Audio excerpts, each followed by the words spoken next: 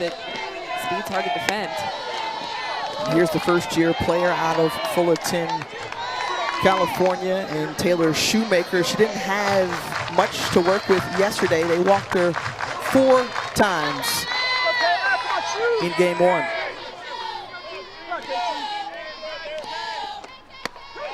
Just in this NCAA tournament, Tiffany, 9 walks for Taylor Shoemaker, 4 hits in 7 at-bats. 3 of those hits are home runs. Wow.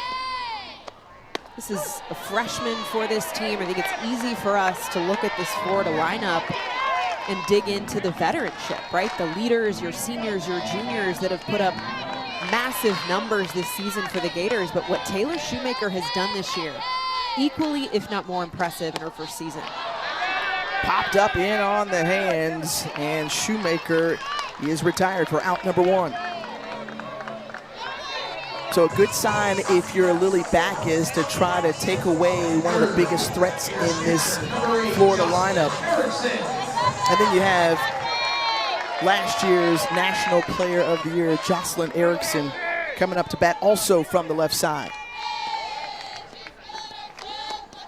Yeah, already good signs from Lily Backus, getting one of their toughest hitters in Taylor Shoemaker to pop out to second base. I mean, she's aggressive in the strike zone. I think she has to be, just knowing the Achilles heel for this staff is the walks this season. This really late break coming out of the left side. I think that speaks to the aggressiveness there, coming tight in on the hands against big swinger in Jocelyn Erickson. 15 home runs on the year. The junior out of Phoenix, Arizona. One of the great players in today's college softball game. She can do it all. Terrific behind the dish, Gold Glove winner, and then also her productivity at the plate.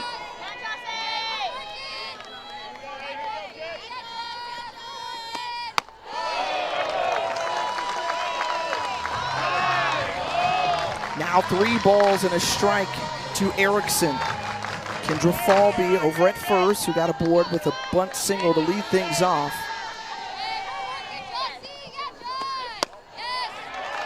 And that's ball 4. So 2 aboard, 1 out. And Tim Walton, the leader of this Florida Gator program, 2-time national champions, back-to-back in 14 and 15. And this group trying to make a return trip to the Women's College World Series. He's gone 12 times through his first 19 seasons. So a quick meeting in the circle, as understanding not only playing the perennial power that Florida is, but also the powerful bats throughout this Gator lineup. Reagan Walsh in that company. We saw her get the Gators on the board yesterday in that game with a 3-run shot to hit the roof in left field.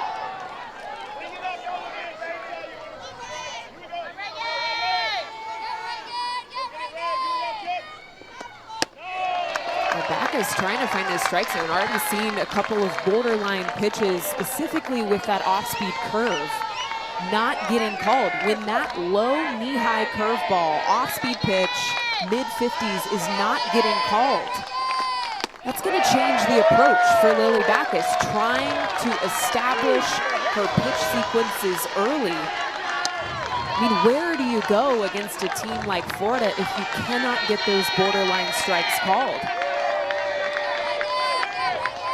The 3-0, and that's in for now a strike. 3 balls and a strike. We saw 7 walks given up by this Georgia pitching staff yesterday. The lefty Randy Rowling got the start. And going from the left side again today is Tony Baldwin, and back-to-back walks now, loads the bases for the Gators.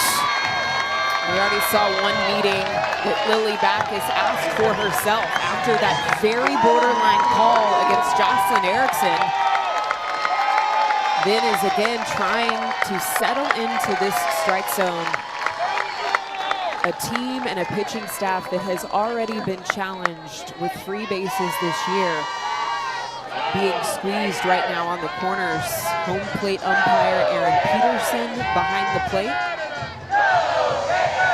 Chelsea Wilkinson having a word with Lily Backus, pitching coach here at Georgia. Pitched at Georgia from 2013 to 2016. That was back during my days, Tiff. And actually had to come through Gainesville in 2016 in that super regional to take down the Gators. Well, prior to yesterday, it was the Bulldogs who had swept Florida here in Gainesville in 2016 and 2021. Now bases loaded here for Mia Williams. First pitch swinging. And a strike to Williams, the sophomore out of Windermere, Florida. Second team All-SEC selection. Massive swings from Mia Williams. I think it's an interesting choice there, too, from Williams, seeing two walks in front of her, and instead of maybe taking till you see something in the zone, two massive hacks early. There's the off-speed pitch low. Backus still trying to locate that pitch. She's working ahead in the count here. 1-2, big moment early on in this game. And Williams strikes out. So second out of the inning, and Lily Backus gets the much-needed strikeout here with the bases loaded. Yeah, this is the off-speed pitch. She goes back to it, pulls the string, downspin, falls out of the back half of this strike zone. This is a huge out. If Georgia is able to dig their way out of this bases loaded jam, what a momentum shift. I go back to Tiffany, the two early swings from Mia Williams. She just saw Jocelyn Erickson and Reagan Walsh get walked. If it were me, I'd be conservative at the plate. I'm going to force her to come back into the strike zone. Now Ava Brown takes a look at the strike inside. Brown, the sophomore out of Montgomery, Texas, hit it to the deepest part of the park yesterday for a 2-run shot for her 11th home run. Now she's got the bases loaded. Swings through that one, now 1-2. And remember, from game one, Florida had a lot of different opportunities to push across runs. Ava Brown has taken advantage of the long ball in the last 11 games. But again, Backus with huge back-to-back strikeouts to get out of the jam. Off speed. Unbelievably effective late in this inning. Loads the bases with 2 walks. And gets the punch out to close out. 12 at bat. She has just been seeing it so well. And first pitch in there for a strike to Dallas Goodnight. Goodnight, the senior out of Dacula, Georgia. Second straight season as an All-SEC selection. And Rothrock, we saw her start off the game and really keep that trend throughout with those first pitch strikes. Successful here already for Rothrock out of Whiteland, Indiana. Looking at the scouting report on Keegan Rothrock, she brings what? And you're going to see her spin the ball up in the zone. She's known for the rise ball on 2 different levels.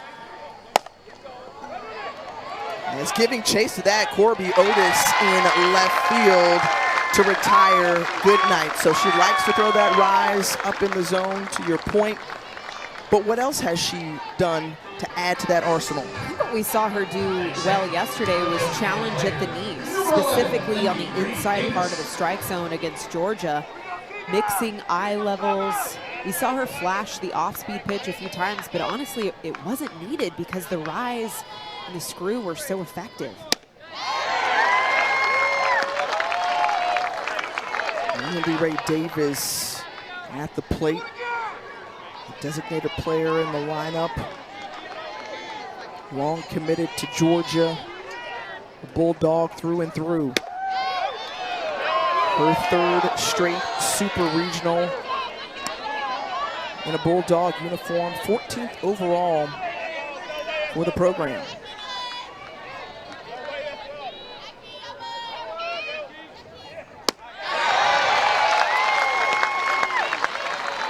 One and two now to Davis. That was the off-speed pitch, just at the knees, falls off the back half of that strike zone. Lindy Ray Davis giving chase, almost pulls out the front side entirely on that swing. Gets a piece of that one, fouls it off and stays alive. This is a lifer for the Bulldogs. Lindy Ray Davis recruited early into her 8th grade year before the NCAA rules had changed, applying to the recruiting as a junior, and has stayed through Georgia through all the change, COVID, roster changes, stadium updates. I mean, this is a graduate senior that is as loyal as they come.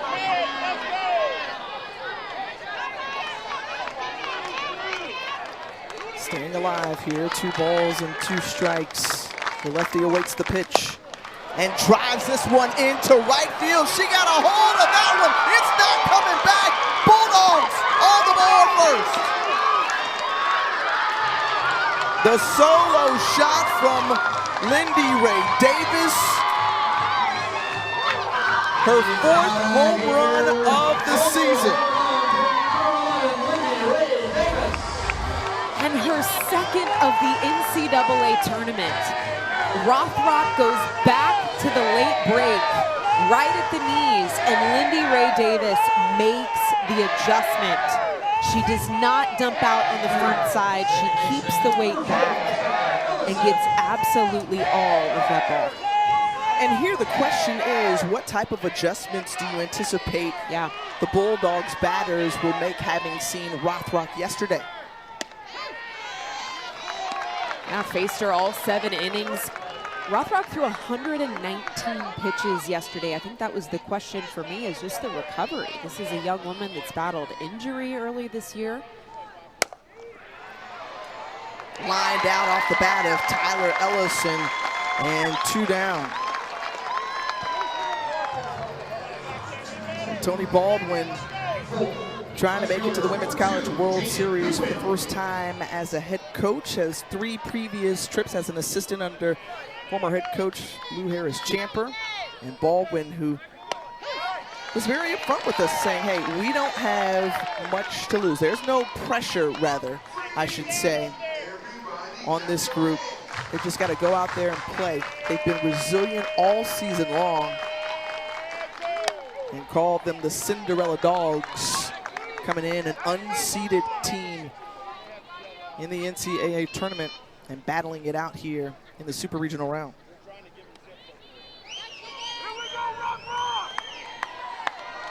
An SEC versus SEC matchup.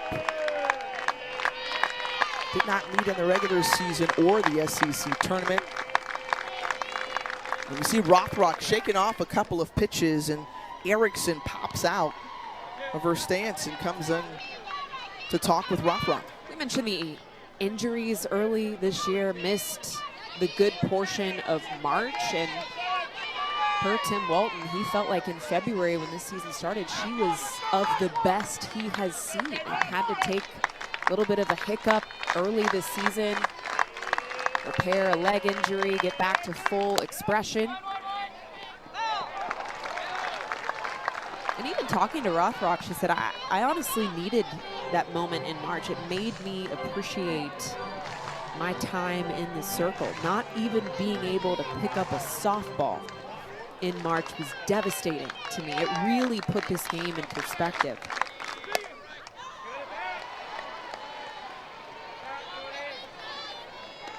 Jaden Goodwin battling away here, the junior out of Paris, Kentucky. Spitfire brings that great energy to this Bulldog team. The pitch inside for ball 1.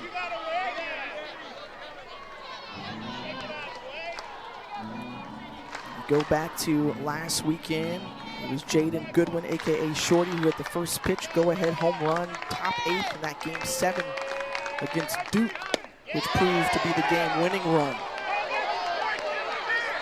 And Brian Crochet over at third base saying Goodwin did not commit and go around there. So now it's 2 balls and 2 strikes. Aaron Peterson behind the plate. Steve Gold and Joe Havenhill, our officiating crew. And a diving stop and a roller over to first base.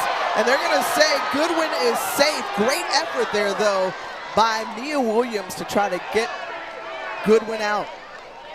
Wow. I mean, that was all Mia Williams could do. A diving body at second base, had to make this little squibbler throw to first to even give herself a chance. Now we're not going to see a replay from Florida. I mean, we're early in this ballgame too, Tiffany. Both of these teams only getting 2 chances apiece at going to the replay.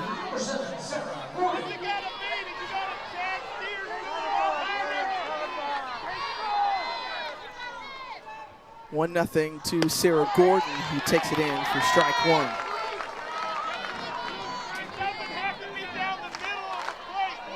Gordon, who really had a great offseason, bounced back from a disappointing year last year, came back better than ever in her junior season.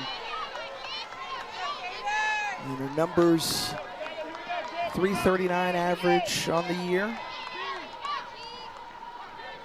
Tony Baldwin talked about the earned confidence from this young lady as the hot shot to third base, and Kinley Cahalan was right there, but not before the Georgia Bulldogs get on the board.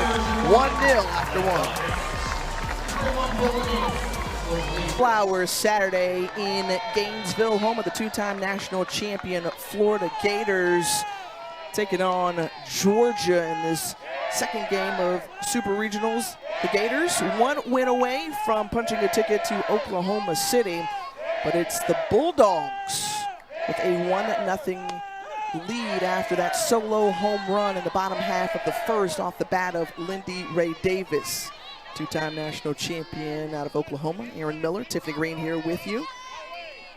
And a great opportunity last inning we saw from the Gators. Had a bases loaded situation. Lily Backus getting out of the jam. And if you go back to yesterday, the Gators had their opportunities. They left 9 on base in game 1. As Corby Otis lines this one sharp and foul. Yeah, it's not that the opportunities weren't there. I mean, you hear this all the time. This is a game of momentum, a game of timely hitting, and a game of efficient pitching. And I think in 2 of those areas, the pitching and the timely hitting, we just did not see Georgia come with those 2 cylinders of their game. But there were times where momentum felt like it was in their orbit, in their dugout. A team that has battled all year long, especially through SEC play. And talking to head coach Tony Baldwin, he said, I can't even count how many times it came down to 1 pitch, 1 out, 1 swing. In fact, 6 series throughout the year where they had a chance in game 3 to win the weekend, and they went 0 for 6. Tough sledding throughout the SEC.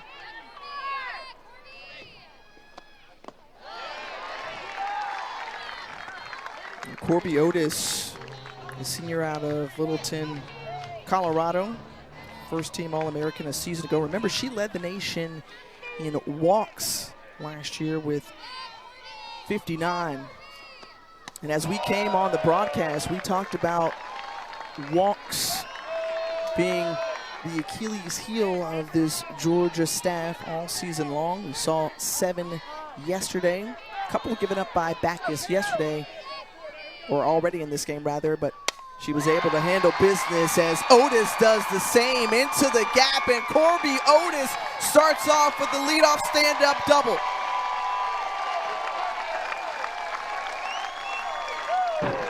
But this is what we're talking about. Last inning, bases loaded situation. gave up a couple of walks, but then also Lily Backus coming up with back-to-back strikeouts to get out of the jam. Such a big response from this lefty. The fact that she was worked into quite a jam. Bases loaded, had less than 2 outs, and found a way to get herself out of it. Mind you, a tough strike zone that she was trying to pitch through. Tight on the corners, a lot of the off-speed curveballs that were not landing in her favor. She gave a leadoff bunt single to Kendra Falby back in the first. Now Otis aboard with a double in scoring position for Kinley Cahalan. That was Corby Otis's 3rd hit this postseason. A little bit under her numbers for the year, but finding her way in the 7-hole. And another good hit. This one sliced in the left field, and Cahalan is retired. This Georgia team fighting for their season to stay alive. They've got to win today to try to push to a Game 3 tomorrow. When you look at the percentages, 80% of the time, the winners of Game 1 move on to the Women's College World Series.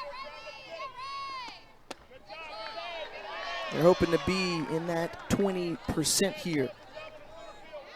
But if you look at the history between these two teams, overall head-to-head, Florida has the advantage.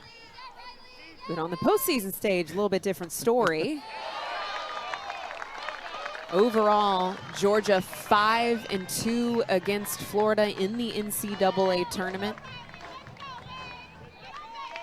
Was 4-0 in Super Regionals against Florida until yesterday, dropping their first game on this stage against this team.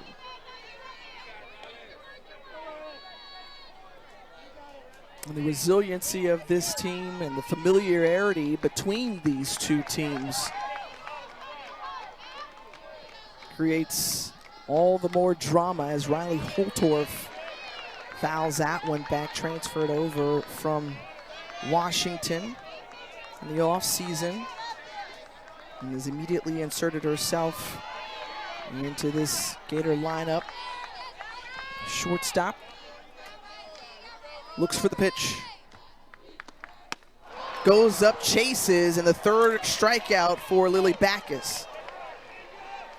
I will tell you, the 3 strikeouts that Lily Backus has had, it has been decisive swings from Florida. There have not been a second guess or a check swing from the Gators. I mean, it is big commitment at the plate, and she is getting just under those barrels. Really great movement from this lefty. Back to the top of the order, Kendra Falby, first pitch swinging, hits Backus, and then Mua Williams can't make a play. And so the Gators chirping here. But that single from Falby, runners at the corners now with 2 outs, and another opportunity for the Gators. Can they capitalize here? You know, Kendra was 1 for 4 yesterday with a double in the 5th, and already now 2 for 2 here in Game 2 and applying pressure on the infield.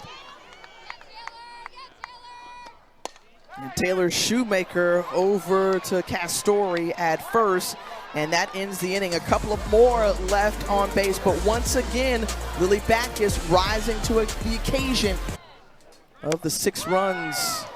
As this one launched off the bat of Emily Digby. They said, okay, we can flex our power too, say the Georgia Bulldogs. Another solo bomb. 2-0 Georgia. Emily Digby has been the hottest bat, unquestionably, for Georgia. 583 average during NCAA play. This is her first home run, though. Flexing a little bit of power here. That's her 8th hit in 13 at-bats. And that's going to be a short morning for Keegan Rothrock as the Gators are making a change in the circle. We'll tell you more about Olivia Miller, who's coming from the left side when we return here to Gainesville. It's a rare thing when someone you've been with for so long finds a way to surprise you. It's like discovering E-Trade's easy-to-use platform now comes with the power of Morgan Stanley. Mom can speak walrus?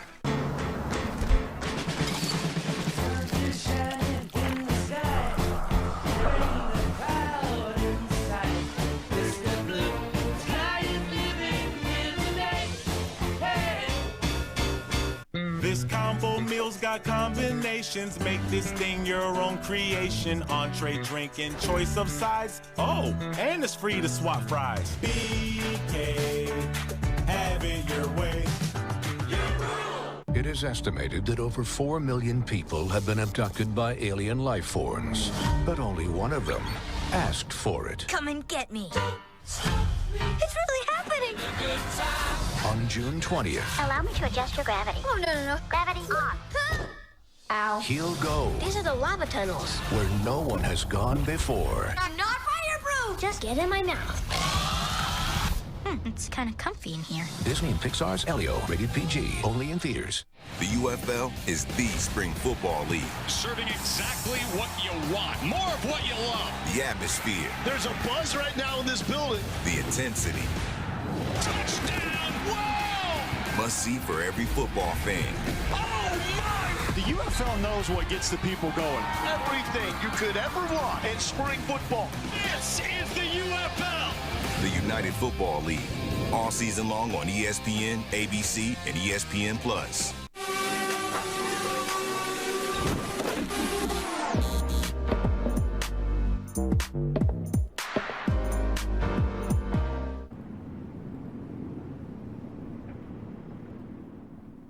The arm, right? Coming from a different side of the body against Georgia.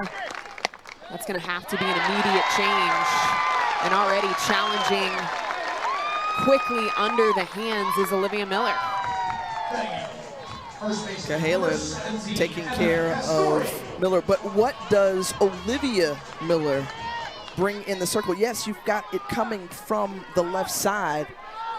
Is there a change in speed or look outside of which way she comes from? I think it's the fact that there's a curveball on both sides of the plate. You're going to see her stay low in this zone. Less of that up movement than you see from Rothrock, who spins the ball up in the eyes. More than anything, I think, Tiffany, it's the fact that Georgia has seen or had seen Rothrock for over 8 innings. 130 plus pitches. No matter how good you are, you become better at the plate when you face an arm that many times.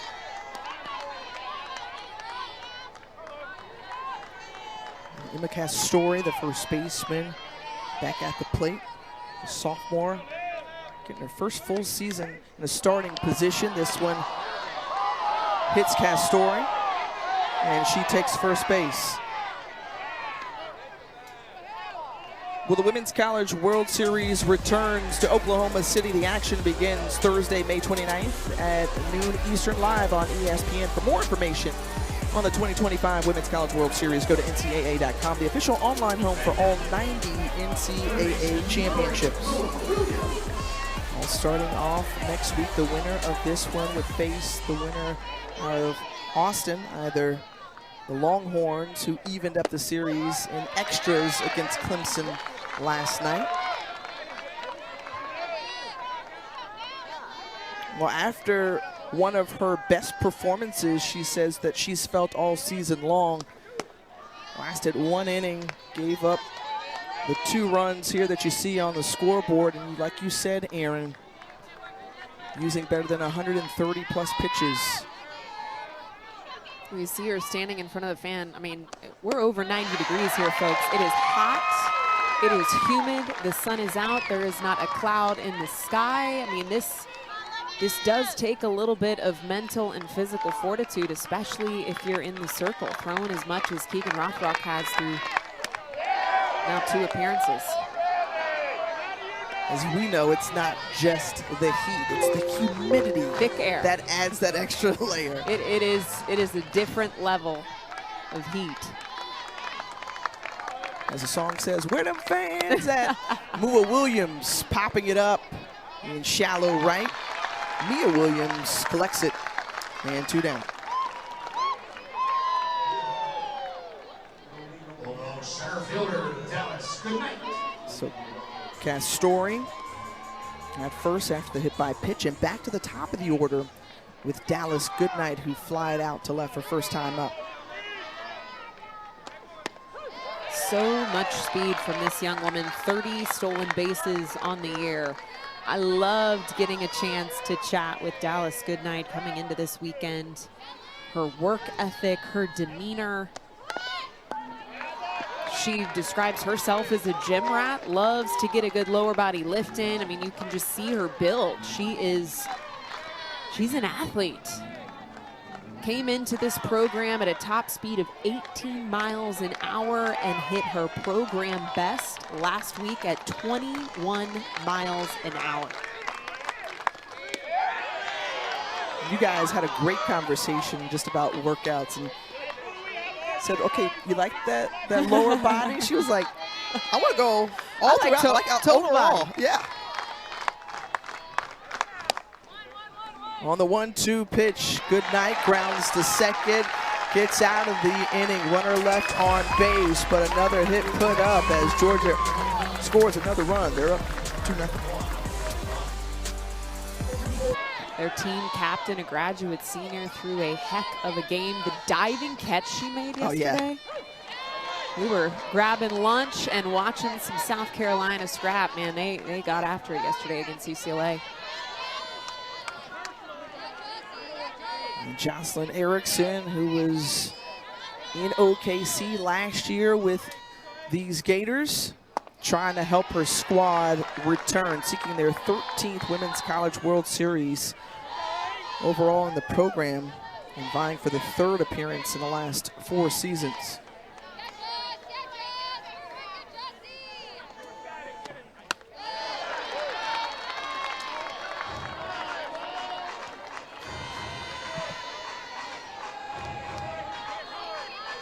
We talked about the big swings that we've seen from Florida already in this game.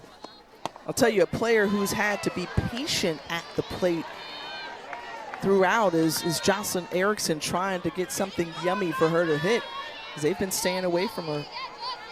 Well, the scout's out. Yeah, I mean, she had a heck of a year last year as a sophomore and now as a junior. A little bit more walks on the season than she's used to, and we talked to her about that patience, what it's taken for her to stay consistent in her numbers, but also have a little bit more patience at the plate, has applied some new tools in the tool belt this year. She said, I've been journaling more, I'm breathing more on the field. I am trying to work the muscle of patience. And the strikeout there, the throw to first. And I'll tell you this, a strikeout pitcher that we know who's already punched her ticket to the Women's College World Series, Nyjari Kennedy, in her first season at Texas Tech, and where she was outstanding against the Noles over the first and last 2 games for Texas Tech in the Supers, and that's the star power that she brings. She's a National Player of the Year, top 3 finalist, trying to repeat this season. $1 million arm. I knew you were going to bring that in. $1 million baby. It is, how can you not? I mean, what she is doing for the sport of softball, it is moving the needle, and she's now going to take her team to the Women's College World Series. I even saw something on social that Patrick Mahomes was at a shoot, and he could not put down his phone because he wanted to see that was pretty cool, what the outcome of that game was going to be yesterday. One of the greats recognizing another great in our sport. Well, game 3 of the Western Conference Finals between SGA and the Thunder, Ant-Man and the Timberwolves. That's tonight at 8:30 Eastern on ABC. ESPN News will continue their Insight cast as well with avatar shot charts and visual 3D replays, all the cool stuff. Countdown Crew tips off with the coverage at 8 o'clock. Gilgeous Alexander averaging nearly 35 points per game in the Western Conference Finals thus far. So after that walk to Reagan Walsh, Mia Williams back up to the plate. Already a decisive swing up in the zone. This is a scary bat, 19 home runs on the year. And this is where Georgia got into some hot water yesterday, giving up free bases, and then you've got a bat like Mia Williams stepping in. We saw Reagan Walsh do some damage with ducks on the pond yesterday, the 3-run shot. Beautiful off-speed pitch to collect strike 2. That was one thing I did not see a lot of yesterday from Georgia, was mixing speeds. You have to be able to effectively mix speeds against a power team. Backus has done a good job of that today. She's thrown the changeup, she's thrown the off-speed curve.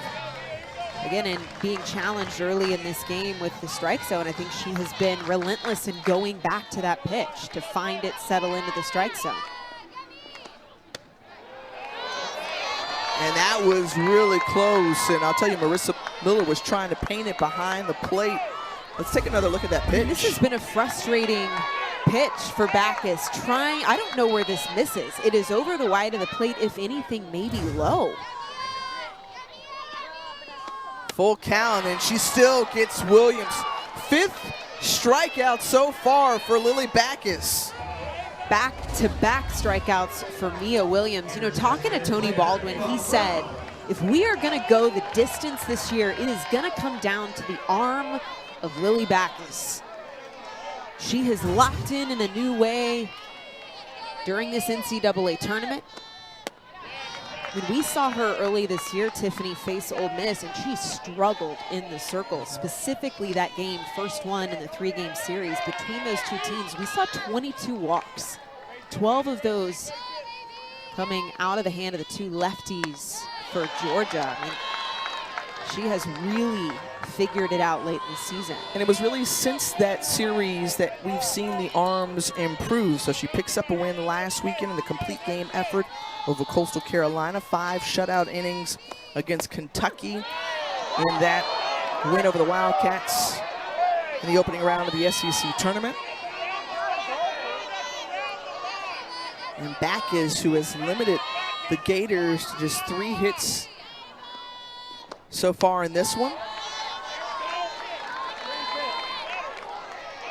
And I loved the conversation from Backus, because she and her teammates really talked about, regardless of the outcomes, they felt like they have been successful internally. They've had a resilience all season long.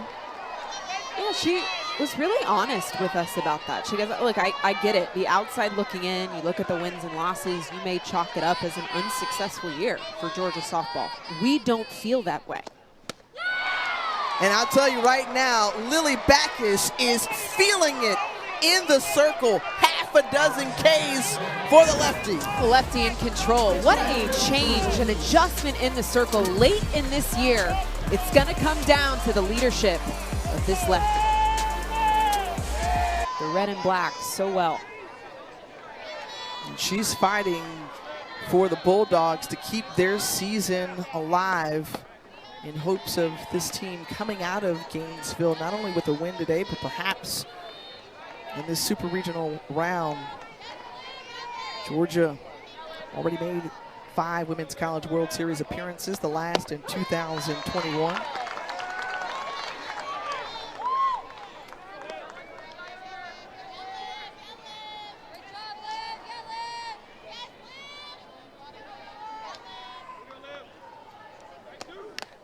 Fouls it off. I remember Lindy Ray Davis had that game-tying run that she was able to drive in, force extras against Duke in that decisive Game 7 in Durham last weekend. To push that game to extras, where Georgia was able to walk out with a 5-2 victory.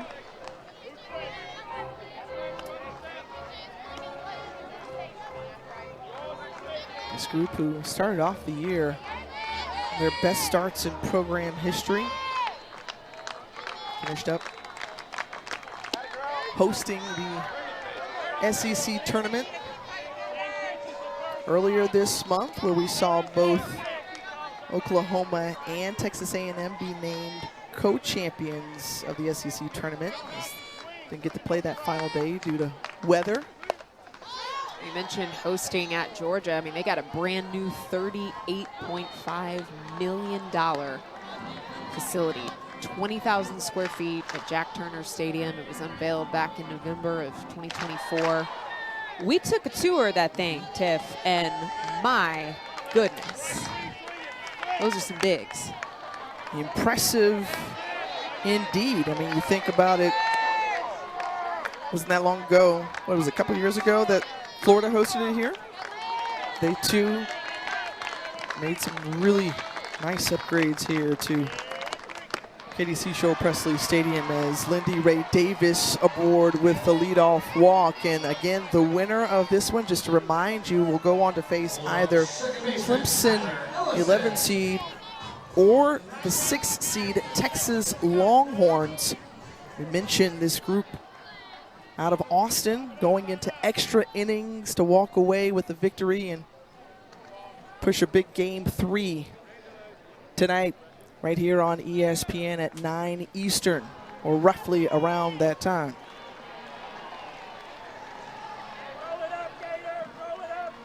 Tegan Kavan and company hoping to get it done. But Clemson with their first ever Super Regional win back on Thursday for the young 6-year program. There's a pinch runner in there for Georgia, Precious Bross, standing over at first now. Here's Tyler Ellison. Yeah, that was a Clemson team, per John Rittman, that struggled early in the year, took some tough punches and said, look, we're not great right now, but give us about 20 games, 30 games, we'll settle in just fine. And they have. The postseason run they've put together, very impressive. Took game 1 against Texas. Texas pushing it now to game 3. Off the end of the bat from Ellison, and the sure play from Williams over to first, and 1 down. Postseason's a heck of a drug, oh. Right? I mean, what some of these teams, a lot of these teams this season have done, I mean, punching out the #1 seed overall, first time in NCAA history, Liberty now battling for their life against Oregon. Got an unseeded Georgia team right here in Gainesville. One of 4 unseeded teams remaining in the tournament. How about Ole Miss picking up that win over Arkansas yesterday? Jamie Traxel has her group playing well. Percy Yamas, Lexi Brady, Jaden Pone. I mean, these are names that you're going to continue to get to know. Yes, you know about your Jordy Balls and your Nigeri Kennedys, your Jocelyn Ericksons. I think of the Benfords, too, that transfer over to Ole Miss. She's in her last season, fighting to punch a ticket to the women's. I mean, you live for that moment. We spoke in depth to Tim Walton about that, look, I get it. The transfer portal is a controversial topic, but it's a game we have to play. And there are reasons, there can be right reasons for a young woman to make a change. And I think about Aaliyah Benford. Makes her way in her last season over to Ole Miss and looking like a pretty sweet decision right now, a good fit. Well, Jaden Goodwin, who has a runner in scoring position, 2 balls, 2 strikes, awaits the pitch from Miller and drives it into right field. Solid base hit. They're going to bring around Bross. The play at the plate. The throw is in time.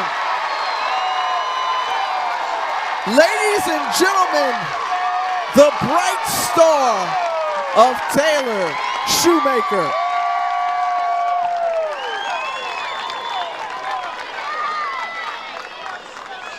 One of the best young players in our game, and she put that on full display right here. This is a textbook relay. And there's so many parts of this that I love. One of those being the tag from Jocelyn Erickson, a lefty catcher. I mean, she turns 180 degrees, pulls her eyes off the runner to tag out behind her body. As an outfielder to myself, you live for those relay moments. A great throw too from Mia Williams, quick out of the hand at second base. It's boom, boom, Shoemaker, Williams to Erickson right there, 9-4-2. I mean, Jocelyn Erickson has to position her body not only to be and give up away for that runner, because we've all seen the obstruction call. Off the hop, Kinley Cahalan. More great defense from the Gators. Flashing leather all over the field. Approach all year long. But right now, it feels like Lily Backus is locked in a completely different way. Already 6 strikeouts through 3 innings. The off-speed has silenced a lot of Gator hitters. This is a powerful team offensively for Florida.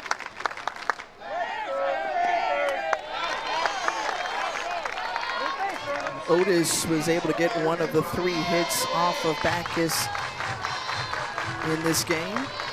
And Otis, a player who's just brought such great work ethic and preparedness to her time here since joining the program after spending first part of her career at Louisville.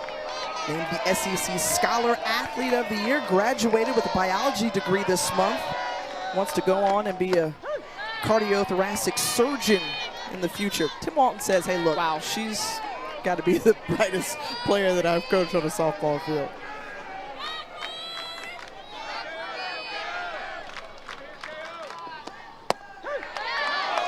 And described by her teammates just as a baller. Just watching her play this sport. I think about that walk-off home run against Arkansas right after Tim Walton was tossed. And punches it through the 5-6 hold, and she gets aboard with a leadoff single.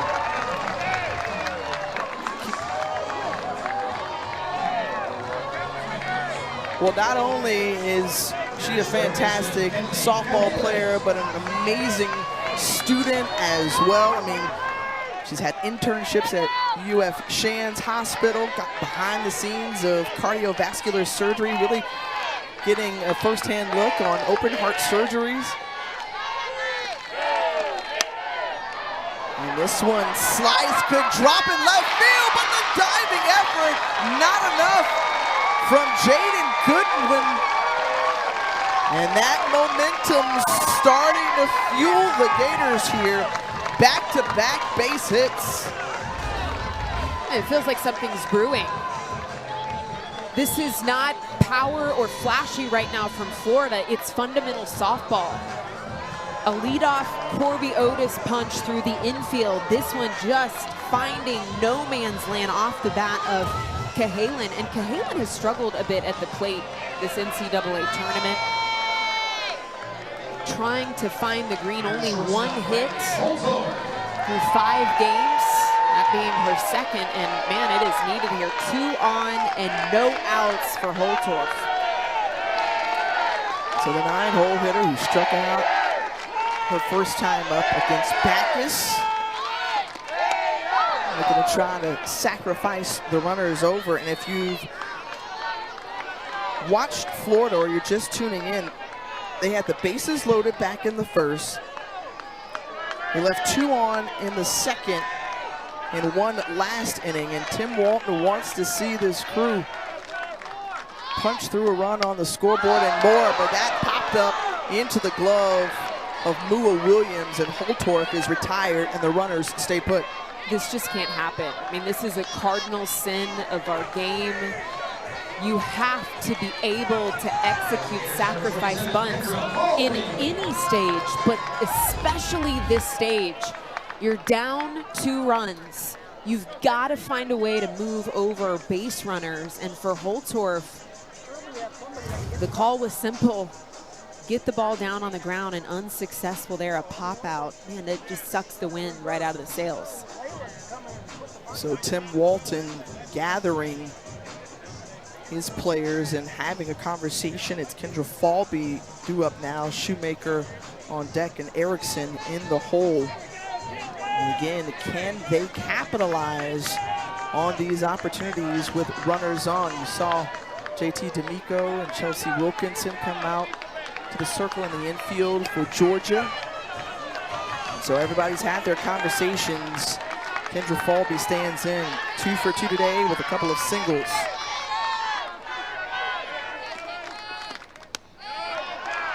It's been a day for Kendra Falby. This is the part of the order, too, that's really challenged Lily Backus. 2 for 2 day for this leadoff, 35 stolen bases on the year.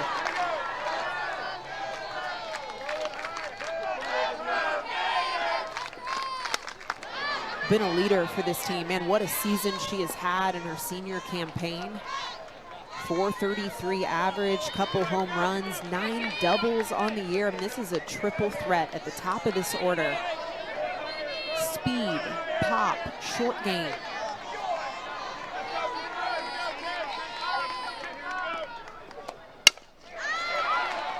Over to Digby at short, so she advances the runners, executes that. And now with 2 down, Falby trotting back to the dugout. Here's Taylor Shoemaker.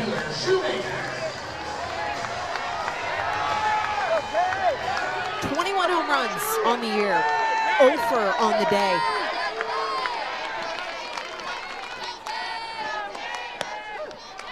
She's been productive in the postseason, driving in 7. She leads this team in RBIs, 17 doubles on the year. I mean, just gap to gap, line to line power. She's closing in the Florida single season career ranks for home runs and RBI on the season.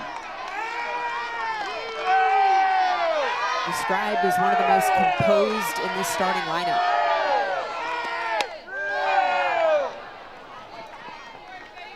And we mentioned this earlier, but it's worth repeating again. One of the top 3 finalists for NFCA Freshman of the Year. That was announced Thursday. A pair of players in the SEC with Andre Vandergrift over at Alabama. Riley McCoy, who is out with an injury for Oregon, didn't play last night.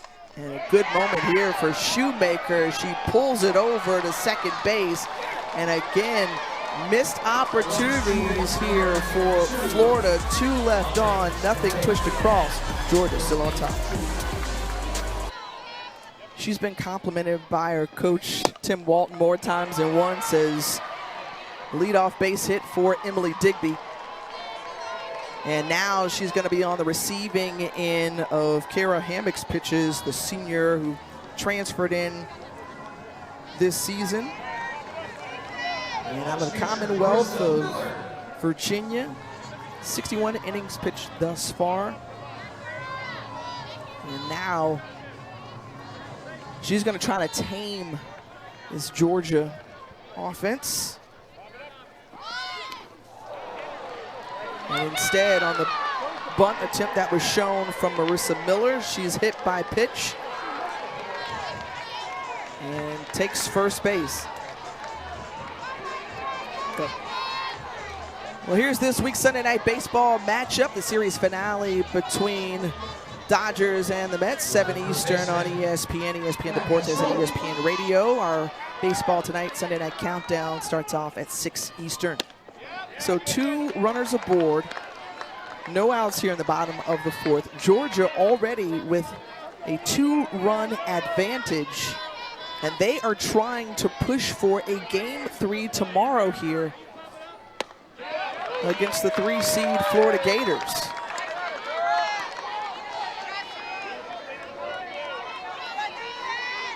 Florida, mind you, is just one win away from the Women's College World Series.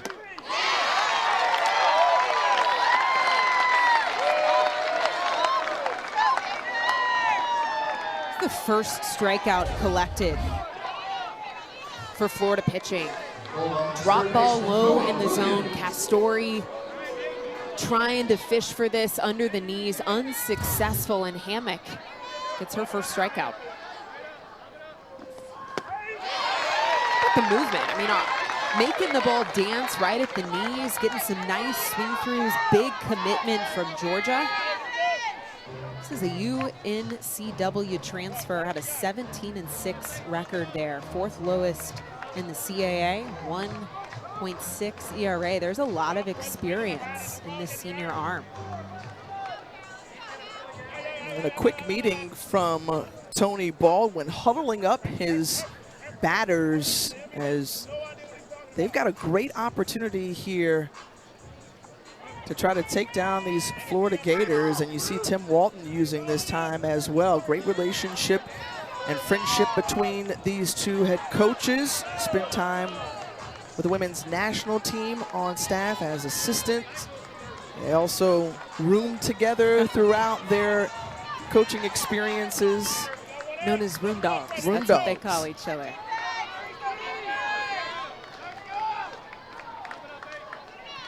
And right now the dogs out of Athens trying to bark a little bit louder and add more to this 2-run lead. The 0-2 from Hammock, the chopper, and playing back and making the play at second. Holtorf to Williams. And now 2 out and runners at the corners. This now rolls the lineup over back to Dallas Goodnight. I gotta tell you, my intuition for this game tells me that if Georgia's gonna walk away with this game too, they're gonna have to put at least one more insurance run up on the board. Facing a team like Florida, it feels like it's a ticking time bomb right now for their offense. And this is now the 3rd time through the order for the Bulldogs, and an opportunity to add another run on the board. Without that excellent tag from Jocelyn Erickson, this would be a 3-0 ball game. And the importance of that insurance, I think, now more than ever for Georgia.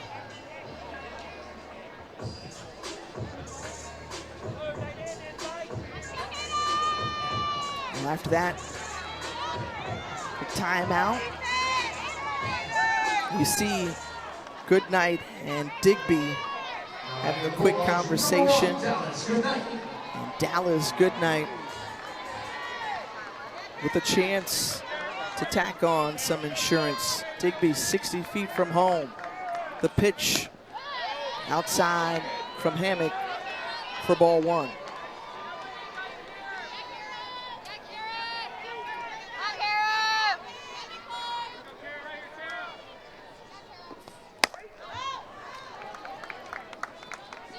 That sliced foul.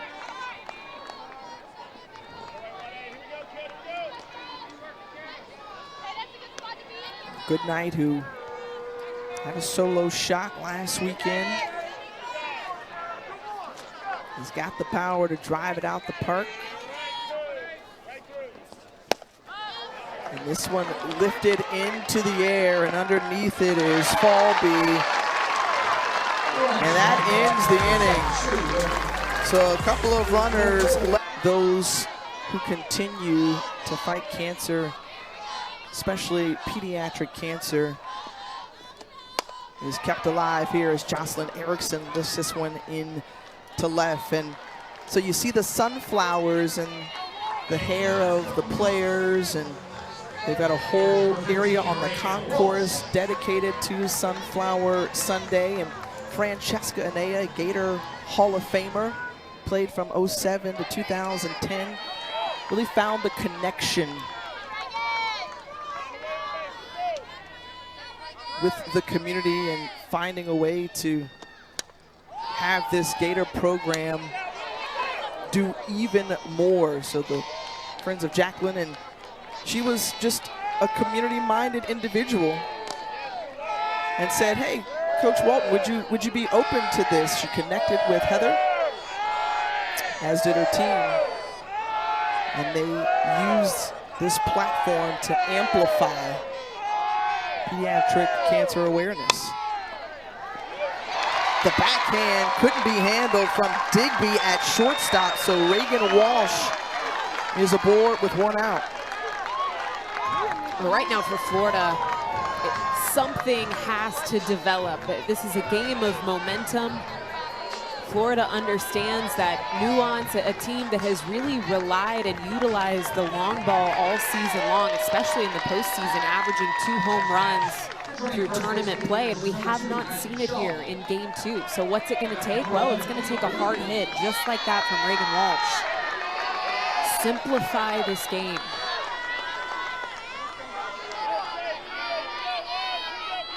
Brings up Mia Williams, who has taken some hacks at the pitches thrown out of the hand of Lily Backus.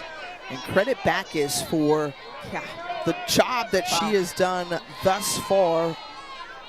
Pitched 4 scoreless innings for the Bulldogs. It's been that off-speed pitch. It was strike 1 there against Mia Williams. She's had to kind of chew her way through the strike zone, specifically with that pitch. The off-speed curve and the changeup at the knees. When it's been in the strike zone, Florida has not had an answer for it. And that was a pitch and a speed that was missing yesterday, in my opinion.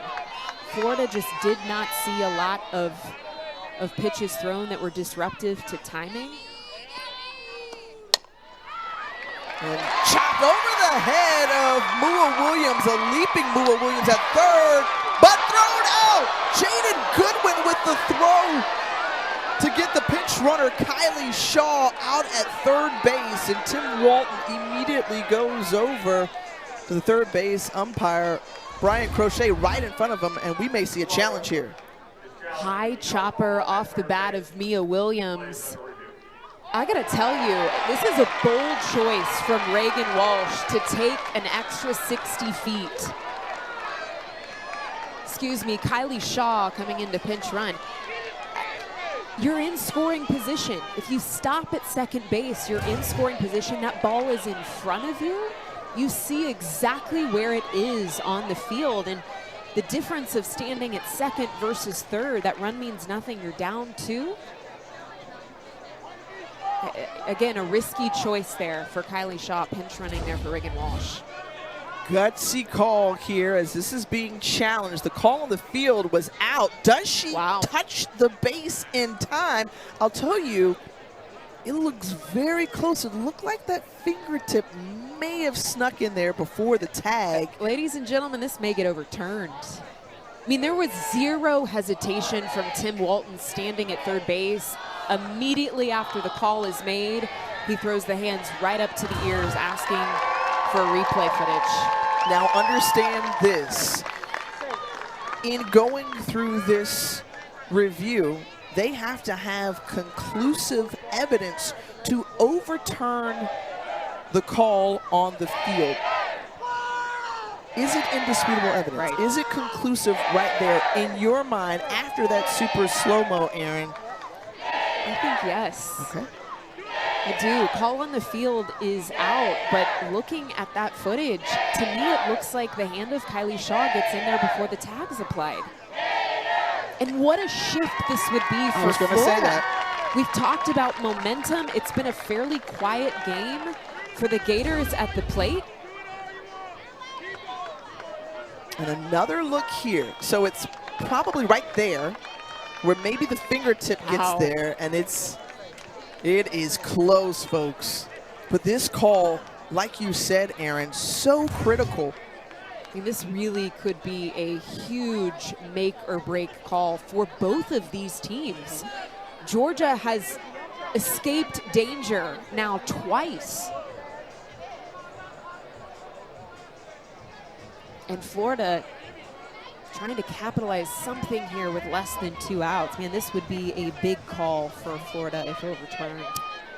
if the Gators do get the call overturned, that would put Shaw 60 feet from home, Mia Williams, who advanced to second base, on the throw. So they would have 2 runners in scoring position and 1 out. Or if it's upheld for Georgia, they will have 2 outs and a runner at second. And Ava Brown stepping up to the plate, who's 0 for 2 today, 2 strikeouts, but hit a 2-run shot yesterday in game 1. And obviously, this is taking some time. The replay officials up in Pittsburgh going through and reviewing it, communicating it back here to our umpires on the field, and now we will await the final decision. The ruling on the field has been changed to safe. That is Florida's first challenge. Wow. Successful challenge for Tim Walton.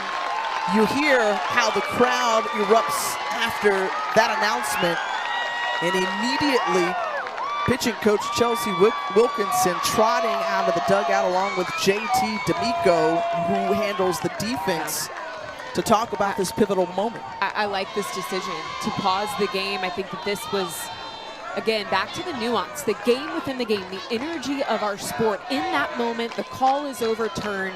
You can feel it. It's visceral. The entire shift into the Florida Gator dugout, and Chelsea Wilkinson calling time just to put a pause on that energy. Have a word with Lily Backus, who has been phenomenal through almost 5 innings. Well, she has held a team who has averaged 9 runs a game in this NCAA tournament to a goose egg on the board and trying to push for a game 3 tomorrow. Ava Brown, the sophomore, now standing in. 2 on, 1 out for Brown.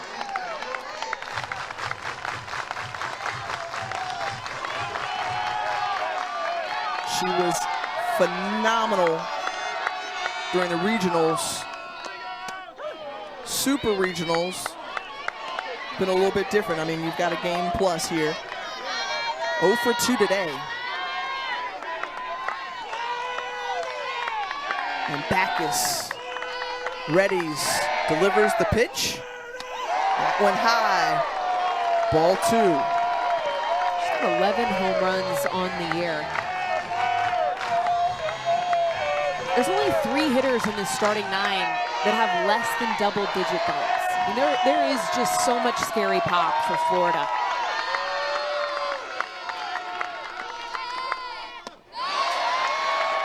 And I think that's why you see Lily Backus conservative around the strike zone.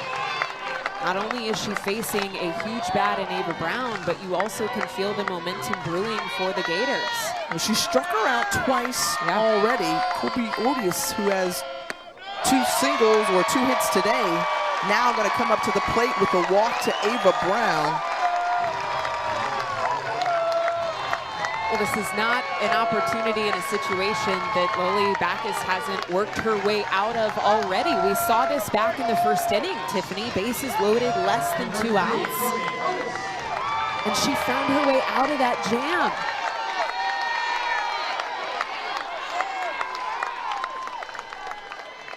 Florida has been 0 for 8 with runners on.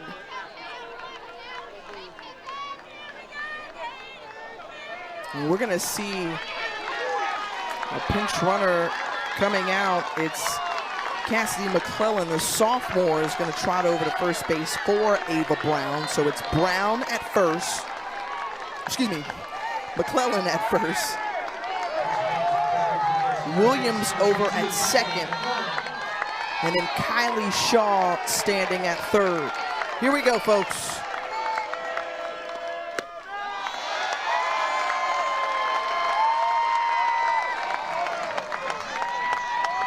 Otis with 1 swing could help the Gators take a collective sigh of relief.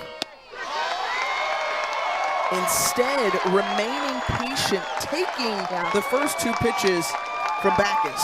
It's a really good eye from Corby Otis. That is a pitch that has not been called all day. That is knowing the game, knowing the strike zone. Corby Otis sends this one into center field to the warning track.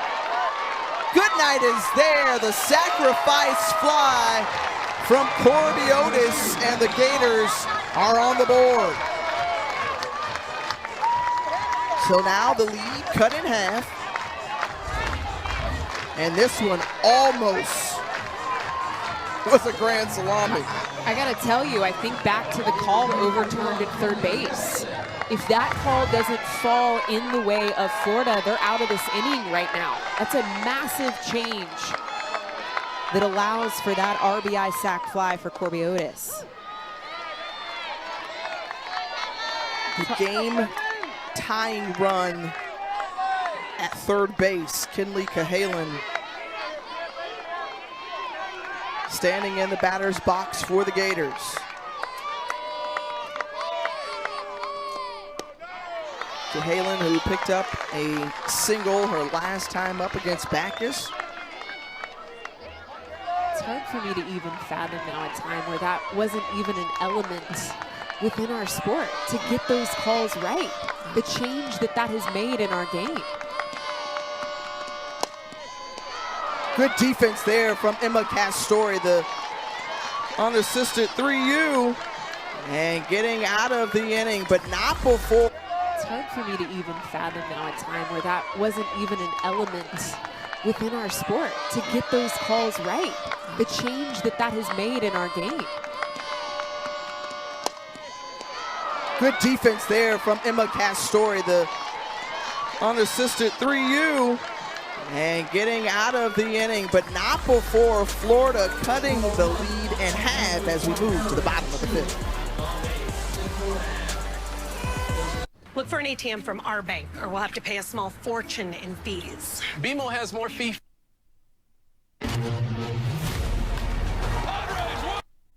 From Lindy Ray Davis on the left side, and Emily Digby on the right. Both pull alleys, power alleys for those 2 swings. That's all it has taken for Georgia to still hold this lead, a 2-1 lead now going in the bottom of the 5th. Well, Lindy Ray Davis leading it off here for the Bulldogs. That solo blast in the first inning, walked her last time up.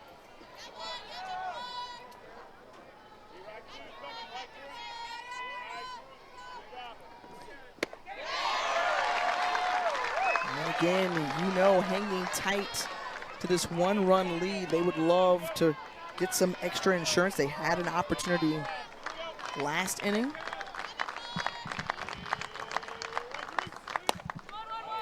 And Davis pulls it over to second base, 1 down as we send it over to the studio.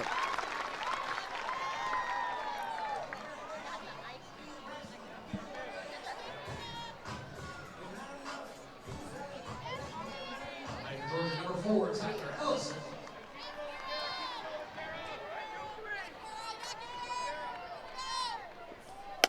Well, thanks so much. Sharply hit off the bat over the third base, and Tyler Ellison goes down. So 2 up, 2 down thus far here back in Gainesville. Bottom of the 5th, Georgia leading 2-1.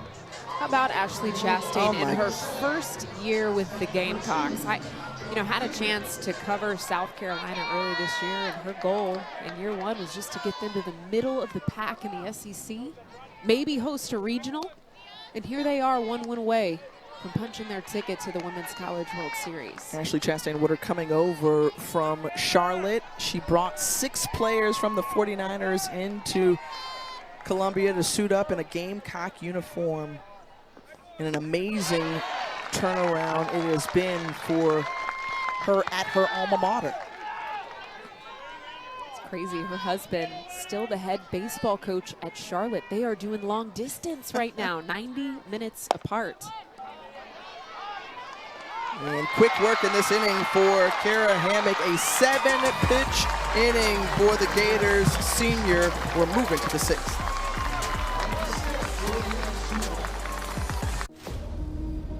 NCAA athletes don't just compete, they make history. Representing our nation. Marjorie Kennedy, a pinch hitter up at the plate for the Gators. And Gabby Comia, 1 ball and 1 strike to the freshman out of St. John, Indiana.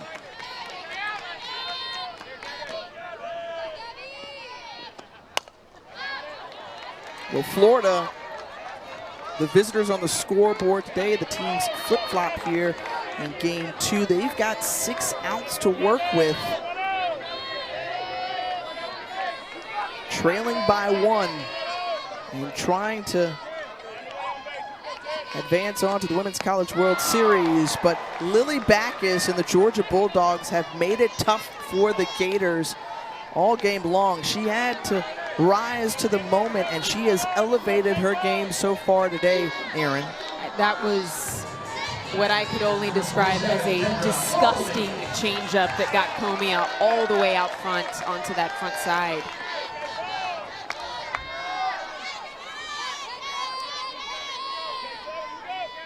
Returning to the top of the order, Kendra Falby, Mua Williams in great position to make the play, and out of the glove of Castori, and moving to second as the ball rolls out of Castori's grasp, and now Falby finds herself in scoring position.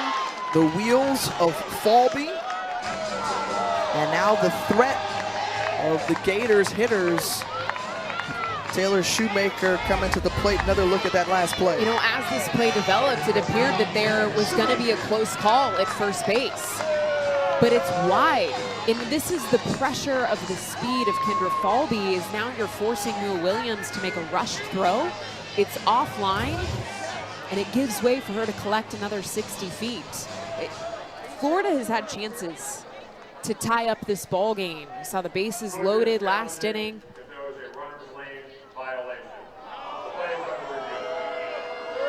So we're going to get a look at the runner's lane here to see if this had any influence on the lack of a catch from Castori at first base.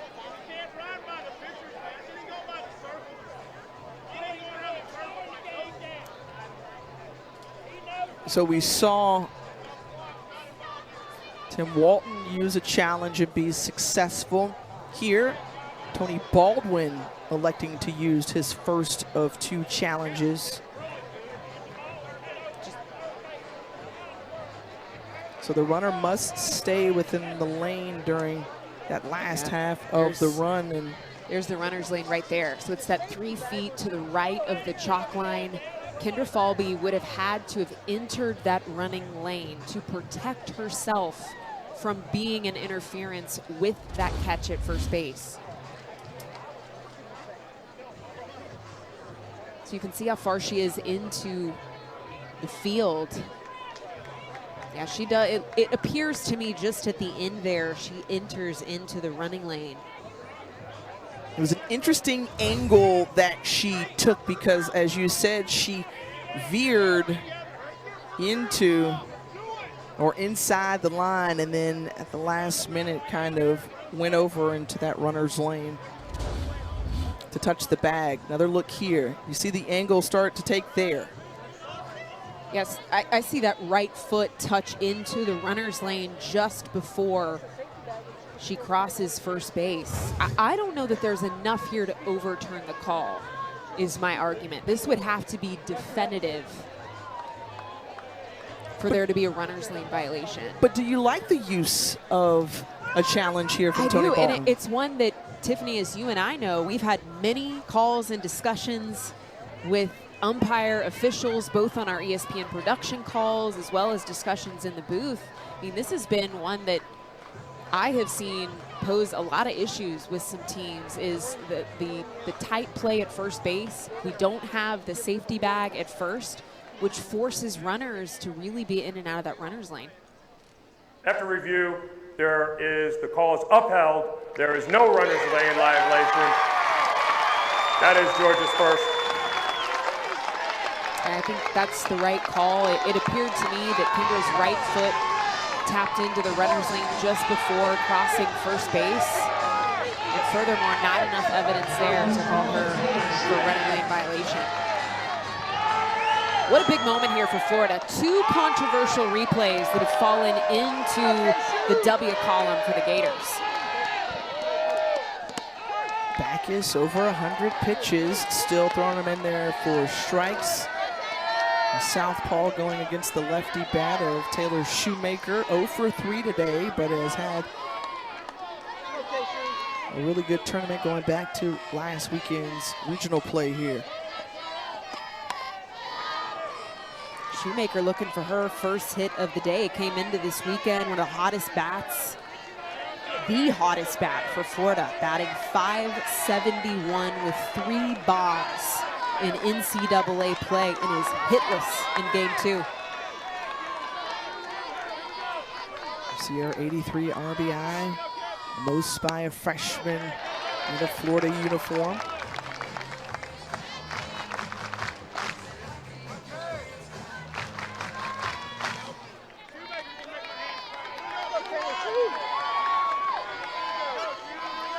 The 1-2 from Backus. It's a piece of that one, stays alive.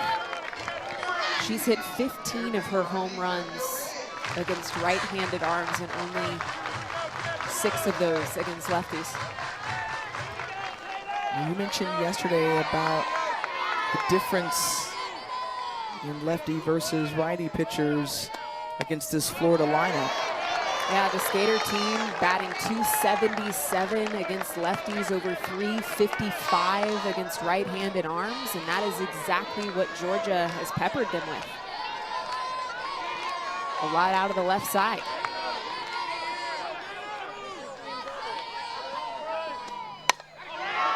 Shoemaker into left field, and 2 down. Falby stays put at second base. Florida 1 for 11 this afternoon with runners in scoring position.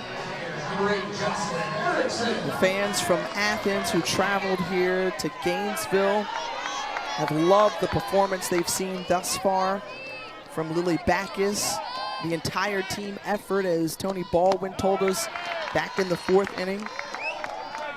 Right now, the Bulldogs are clicking. He said, hey, our record may have been one thing, but right now we're still one of the best teams and one of the last teams standing in the country.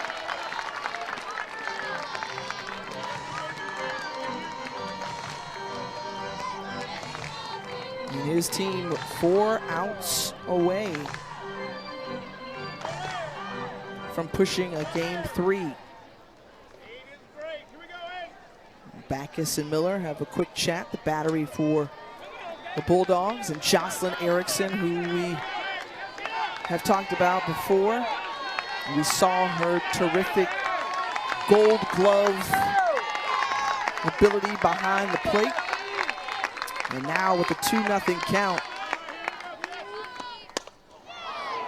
swings at this one. Foul near the Georgia bullpen.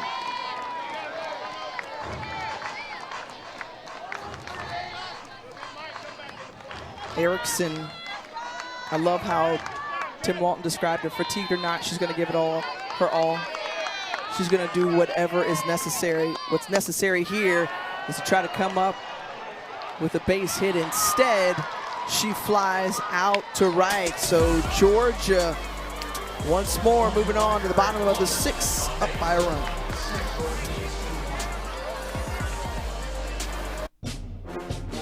Compromise. Winning big time because it's free to swap fries. BK, have it your way.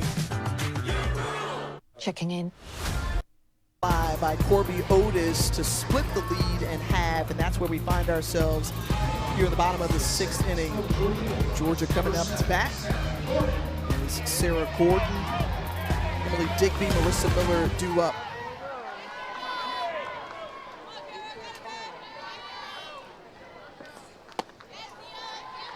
Alongside the fantastic Aaron Miller, I'm Tiffany Green, and it's been a delightful day here in Gainesville. Some excellent softball. We saw Keegan Rothrock start things off. Olivia Miller came in relief, and now Kara Hammock, who has done a nice job retiring these Georgia batters as we send it back to the studio.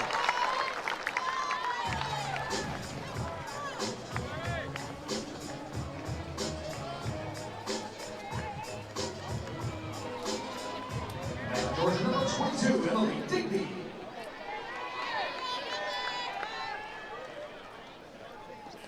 Well, thanks so much, Matt. Back here, it's the Georgia Bulldogs looking to try to maybe tack on some insurance. We saw Emily Digby's ball fly to left field on the roof out there in left, and understanding that their season is on the line. If they win and hold on to this 2-1 lead, Georgia can force a Game 3 tomorrow. Meanwhile, Florida's looking to make their second consecutive trip to the Women's College World Series. If they can come from behind.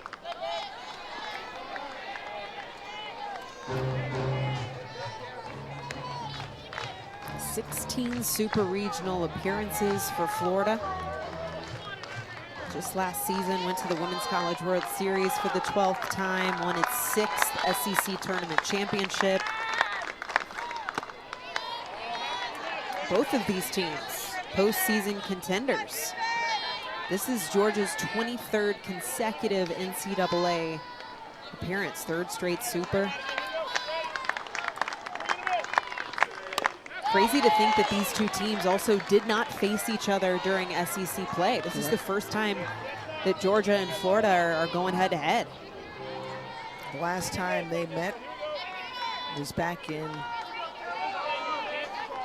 2024. Florida has taken every series since 2021, but we've mentioned already this weekend the great fortune that this Bulldog team has had in the Super Regional round, specifically here in Gainesville. They've met a couple of times at the Women's College World Series as well. But only one can advance and move on here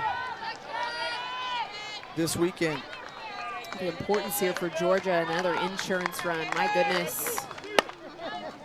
Thinking about who's coming to the plate for Florida next. It's the meat of their order.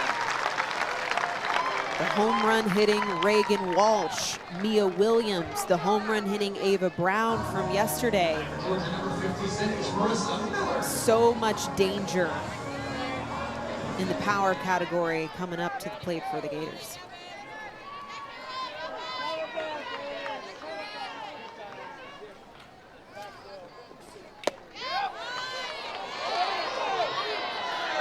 Hammock in the circle too for Florida. What she's done, had a 1-2-3 inning in the 5th. Came in, got the first K of the game for Florida in the 4th. And has already taken care of quick business here in the 6th.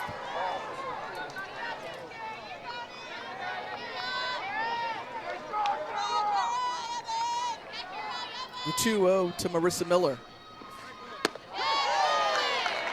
That good for a strike.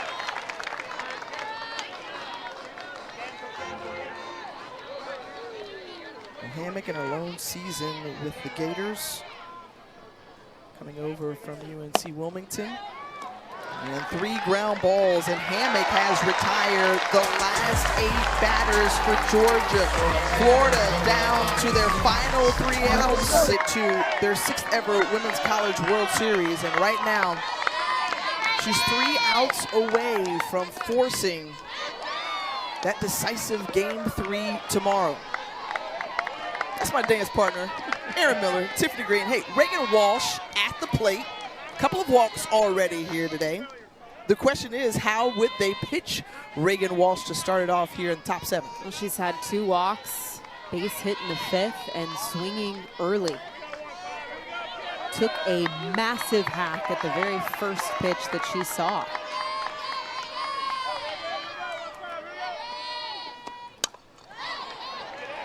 Foul right back behind home plate. Reagan Walsh, the senior out of Redondo Beach, California. A player who just has been money and has gotten better and better throughout her career. She loves these postseason moments.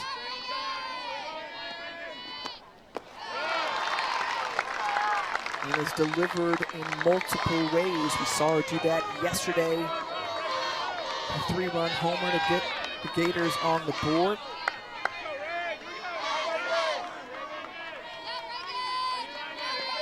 And here the 1-2, stretches out, hits Backus. Ball deadens, and Reagan Walsh is going to round second base off the errant throw to first. And for a second, it looked like that one just stunned Backus. I'm sure that didn't feel too good in the process. And then the throw to first gets past the glove. There's a lot to unpack here. First, got to make sure Lily Backus is okay. This hits her on the shoulder. But you're right, stuns her. A lot of things, again, to unpack. I think the first part of this is the contact of Reagan Walsh, described from Tim Walton to be one of the best bats on this team to rise to the occasion when pressure is starting to mount. And take a look at this pitch location, Tiffany. That is in the other batter's box. That immediately caught my eye when I saw contact made. The fact that she had to physically throw the barrel at that pitch and still made such solid contact up the middle of this field. I hate to see that it made that contact with Lily Backus. Looks like she is up and moving around. Good to see, but my goodness, two impressive plays here. One, the contact, and two, the resilience of Lily Backus in the circle. Yeah, hitting her in that upper right part near her shoulder. So she took a couple of test pitches. More importantly, now this is a situation where we've seen Florida be in before. Have runners on, have runners in scoring position. Brooke Barnard comes in as the pinch runner for Reagan Walsh. And the Gators have yet to be, very successful when they've had ducks on the pond. They've left them there. They're 1 for 11. This is the third time they've had the leadoff on. None of those leadoffs have come around to score, not a single one. 11 runners left on base.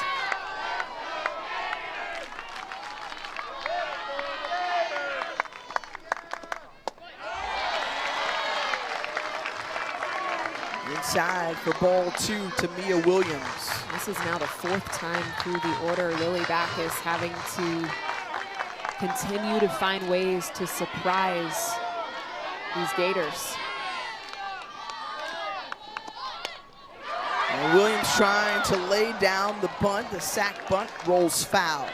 2 bunt attempts now from the Gators, both unsuccessful. One of those first coming from Holtorf earlier in this game, popped it up to Mua Williams at third, and then now Mia Williams.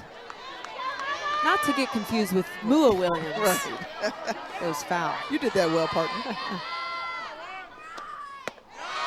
Great pitch there from Backus, called for ball 3. Let's get another look at that because, again, wow, it's been like that all day. It's been frustrating for Lily Backus. This is an off-speed pitch, maybe high, but competitive location.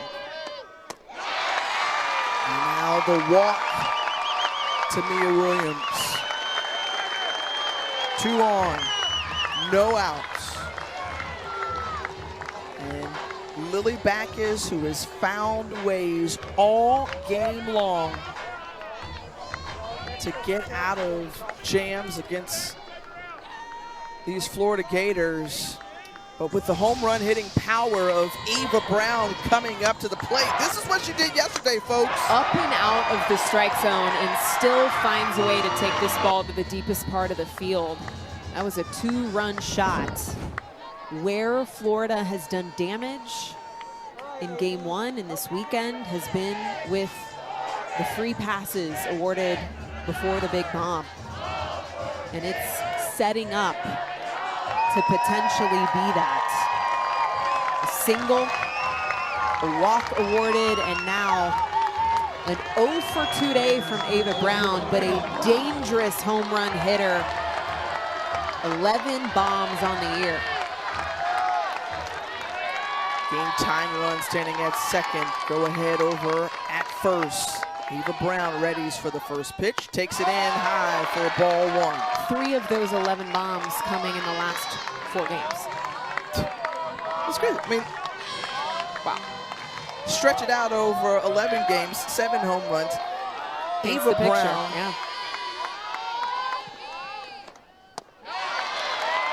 is going to take her time here. I mean, we saw Florida take aggressive cuts early on when they were in these positions in the first, second, third innings. Now, being all the more patient here at the plate. And this is what's on the line. One swing, one run to tie up this ball game puts Florida in a position to punch a ticket to Women's College World Series. Georgia needing to win this game to extend their season to Game 3 tomorrow.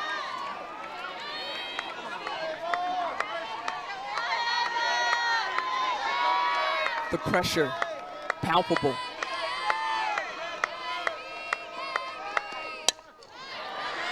This one right back to us. Yep. Off the net. And Ava Brown will get another crack here. Looking now with full count.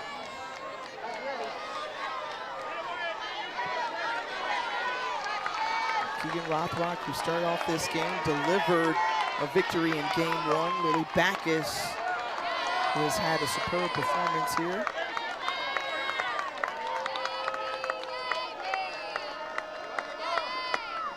And gets the strikeout. Big time K for Backus. First out of the inning. 8 strikeouts for Lily Backus. Just mesmerizing to see her slice through the zone. What she has done with her back against the wall in pressure-filled situations has been so impressive to watch. And now they're going to give it lefty to lefty. Backus hands the ball over to Randy Rolling. And now Rolling will try to close out the Gators here in game 2. What a job Lily Backus did here today. 8 strikeouts, over 120 pitches thrown, 127 to be exact. She gives up the ball to Rolling, her fellow lefty on this team. And, you know, you and I had a chance to cover Georgia earlier this year, and in talking to Tony Baldwin, one of the things that he had challenged these 2 arms, both lefties, is that they needed to look different from each other. That was something that Chelsea Wilkinson had been working with these 2 young women in the bullpen.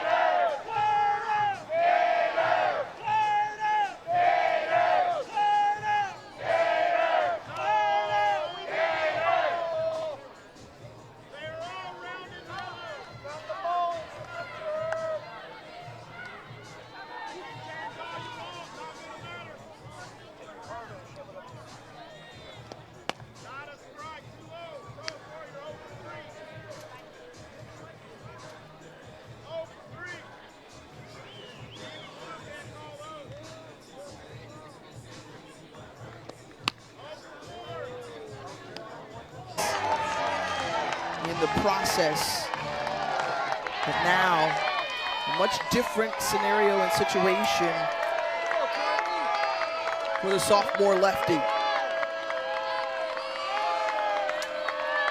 She'll face Corby Otis.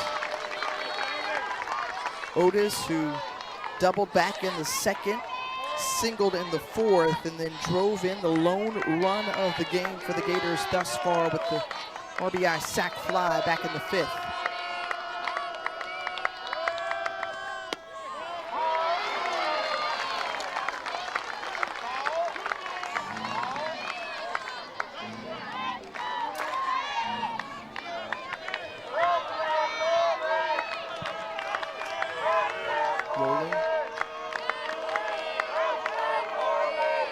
with the pitch.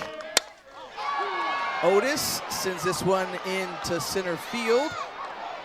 Goodnight is there, and tagging up are both runners, so Gators now have 2 in scoring position, but down to their final out of the game.